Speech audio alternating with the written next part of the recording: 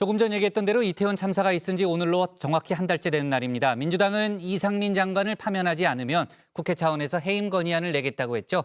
탄핵 소추안도 만지작거리고 있습니다. 국민의힘과 대통령실이 국정조사 보이콧을 언급하면서 여야 간의 갈등 국면은 커지고 있는데요. 관련 내용을 국회 상황실에서 짚어보겠습니다.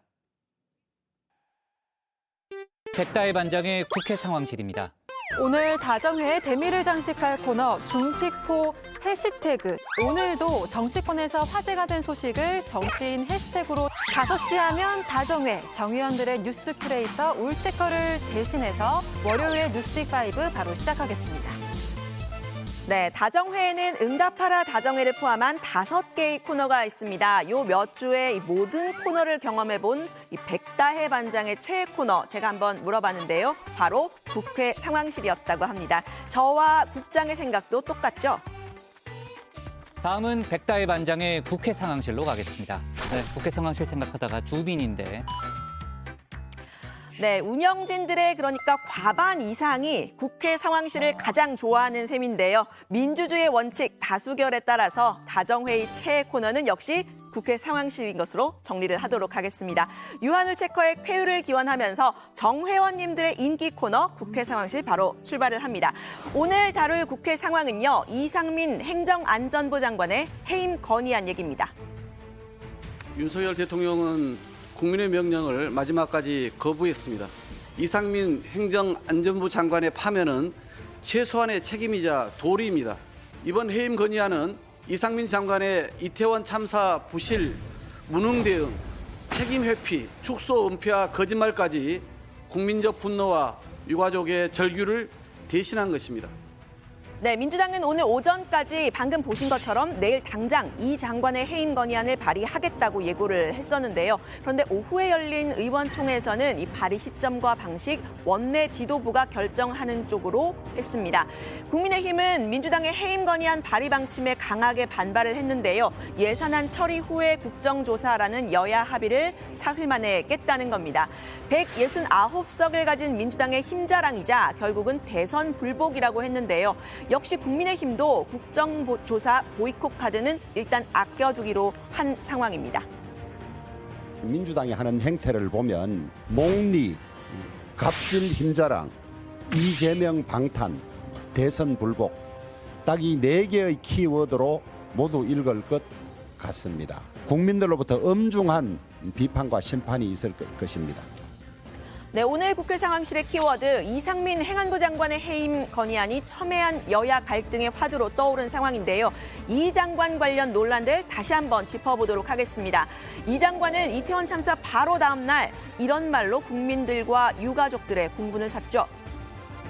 경찰이나 소방 인력이 미리 배치함으로써 해결될 수 있었던 문제는 아니었던 것으로 지금 파악을 하고 있고요. 네, 소방과 경찰의 주무부서 장관을 맡고 있지만 참사 당일 장관이 대통령보다 더 늦게 보고받은 사실도 드러난 바 있습니다. 이태원 참사 희생자들의 명단 공개 문제가 불거진 것도요. 행안부의 잘못된 대응이 한몫했다 이런 평가가 나오기도 했었죠. 참사 직후부터 행안부 실무자는 유가족 정보를 공유하고 관련 대처에 나섰지만 이 장관은 관련 사실을 몰랐습니다.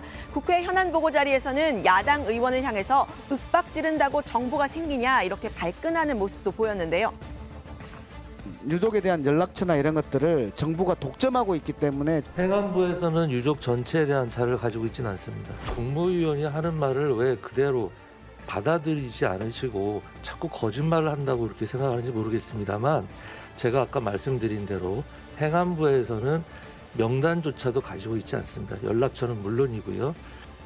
네, 실제 명단은 행안부에 있었습니다. 이렇게 야권은 물론이고 여권 일각에서도 정치적, 도의적 책임을 지고 물러나야 한다 이런 여론이 높아졌는데요. 하지만 이 장관은 법적 책임에 대해서는 한 발 빼는 듯한 자세로 자리를 지켰습니다. 윤석열 정부 초기 경찰국 신설을 주도를 했었지만 실질적인 경찰 지휘권은 없었다 이런 주장을 편 겁니다. 경찰 내부의 보고라도 받을 수 있는 지휘기칙이 필요했는데 결국 만든 게 반쪽짜리 경찰국.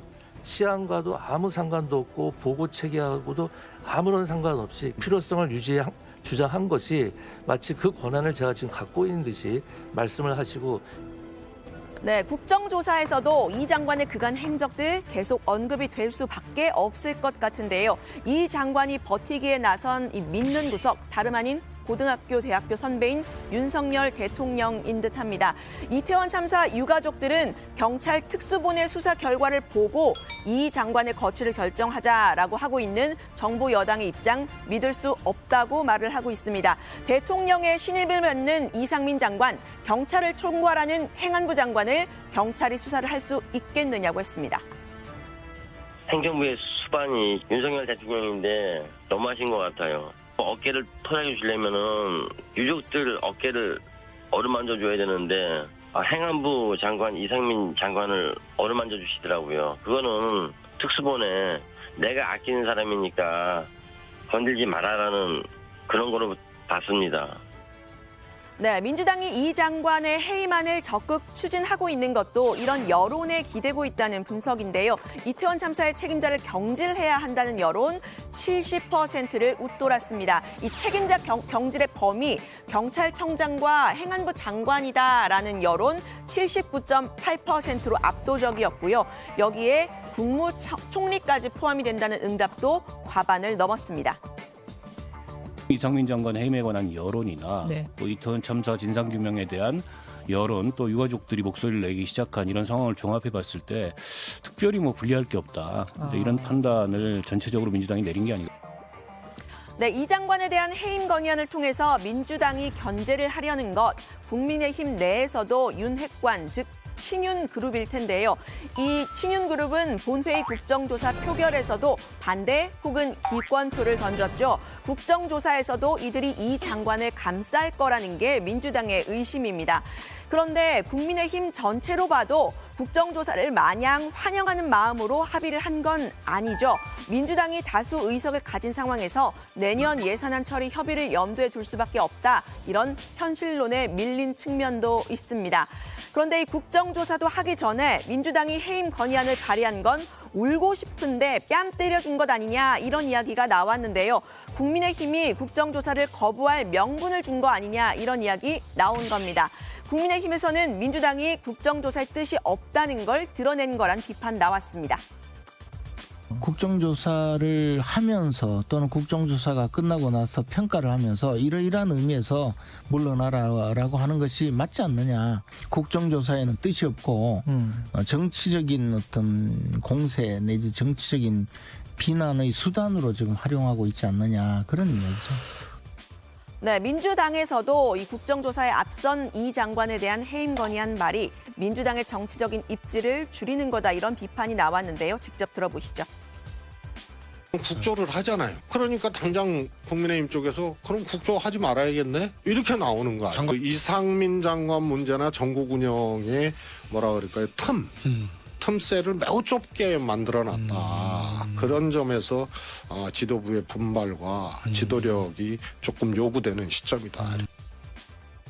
네, 국민의힘은 이런 강대강 대치를 선택한 건 결국은 이재명 대표의 검찰 수사에 대한 방탄의 목적 아니냐 이런 입장인데요. 관련 소식은 들어가서 좀 더 이야기를 해보도록 하겠습니다. 이재명 대표의 사법 리스크는 점차 현실화하고 있는 모습이죠. 민주당과 이 대표의 대응 관심을 끌고 있는 상황인데요. 당내에서는 이 측근들의 구속에 대해서 이 대표가 직접 사과해야 한다는 주장이 나왔습니다. 비명계 의원인 서른 의원입니다. 김대중 대통령도 과거에 둘째 아들이 그 비리에 휩싸였을 때 사과를 했습니다. 네. 노무현 대통령도 그랬습니다. 국민의힘 쪽은 과거에는 국민의힘 쪽 과거의 지도부들도 다 사과했습니다. 네. 다 사과하기 마련입니다. 그게 상식입니다. 그래서 저는 이재명 대표가 사과하지 않겠나 생각하고 있습니다. 네, 설 의원은 여기서 한 걸음 더 나가서 이 대표가 당 대표직을 내려놓는 것도 한 가지 방법일 수 있다고 말했습니다. 본인이라면 그렇게 했을 거다 이렇게도 말했는데요. 적어도 나 개인, 나 이재명은 나 이 상황에서 결백하다라고 선언을 하고 나는 떳떳하기 때문에 내가 혼자 싸워서 돌아오겠다. 이렇게 선언하고 당대표를 내놓는 것도 한 방법일 수 있어요. 그건 선택은 이재명 대표가 할 문제죠. 네, 이런 상황에서 이 문재인 전 대통령이 이 대표를 비판하는 트위터 글에 좋아요를 누른 점이 좀 논란이 됐습니다. 해당 트윗은 이 대표를 사이코패스에 빗대면서 막말은 잘하는데 일반적인 소통이 안 되는 스타일이다. 이런 말이 쓰여 있죠. 문 전 대통령은 지난 6월에도 이 대표를 비판하는 또 다른 트윗에 좋아요를 눌러서 논란이 된 바가 있는데요. 이 대표의 지지자들은 한 번은 실수지만 두 번은 고의 아니냐 이런 성토하는 글을 커뮤니티에 올렸습니다. 문 전 대통령 측은 앞서 6월에 실수로 눌렀다. 문 전 대통령은 어떤 게시물에도 직접 좋아요를 누르지 않는다. 이렇게 해명을 했었습니다. 반면 민주당 내 친명계에서는요. 이 대표의 사법 리스크를 적극적으로 감싸는 분위기죠. 측근 정진상 실장, 김용 부원장의 압수수색 영장 혹은 공소장에서 드러난 이 검찰의 수사 경과를 보면 이 대표가 직접 관여된 내용은 없다는 겁니다. 이제 진술만 있다는 얘긴데요. 김남국 의원은 측근들과 정치적 공동체라는 걸 명시했을 뿐인데 이 정치적 공동체라고 하는 법률적 용어 자체가 없다고 했습니다. 정치 공동체라는 말만 있을 뿐이지 법률적으로 봤을 때에는 공모관계를 아직 전혀 이런 부분에 대한 사실관계가 나오지 않았다. 정진상 실장, 김용 부원장 측근이긴 하지만 결국에는 이제 보좌진 역에 그치는 부분이 있기 때문에 이걸 가지고 엮는다라고 하는 것은 좀 무리이지 않을까. 네, 검찰의 이 대표에 대한 소환도 임박했다는 얘기가 나오고 있습니다. 연내 혹은 1월이 될 거다 이런 예측까지 나오고 있는 상황인데요. 김 의원은 임시국회 일정을 고려하면 연내 강제 수사는 쉽지 않을 것이라면서 소환 통보가 오게 되면 당 차원에서 논의를 해서 대응할 것이라고 했습니다. 민주당 당대표로서 혼자서 개인적으로 임의로 결정할 수 있는 사안은 아니라고 보이고 아마 당 지도부와 논의를 거쳐서 적절하게 대응할 것으로 생각이 듭니다. 네, 민주당은 이상민 장관에 대한 해임 건의안 언제 발의할지 혹은 탄핵 소추안을 발의할지 여부를 원내 지도부가 결정할 수 있도록 위임을 했는데요. 국민의힘도 일단 국정조사 보이콧 카드 밀어두는 모습이라는 말씀 아까 드렸습니다. 다만 여야의 이런 강한 대치 공방이 이렇게 앞서면서 이태원 참사 한 달에 대한 윤석열 대통령의 대국민 담화는 오늘 없었습니다. 오늘 발제는 이렇게 정리합니다. 민주당 이상민 장관 해임 건의안에 국민의힘 국정조사 보이콧 맞불, 예산안 공방까지 여야 줄다리기.